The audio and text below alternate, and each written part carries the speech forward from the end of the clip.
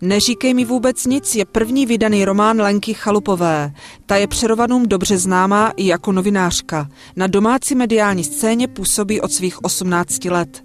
Psaní je pro ní relaxace a zároveň dobrodružství. A tak není divu, že má doma v šuplíku další rukopisy. Tak tyhle knížky jsem napsala ještě jako studentka, nikdy nevyšly a myslím ani nevyjdou. Jedna je o lásce 2 studentů a druhá je o romské dívce.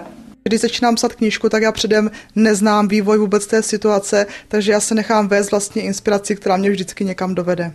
Právě nyní 36letá autorka, rodačka z Přerova, v pražském vydavatelství Schulz Schwarz vydává svou druhou knihu Vosí hnízda. Co neviděci budou moci přečíst i čtenáři v knihovně. Její prvotinu máme ve 3 titulech a knížky se ani do skladu nedávají, jsou pořád v oběhu čtenářů. Čtenáři už se nás ptají vlastně po dalším titulu od Lenky Chalupové.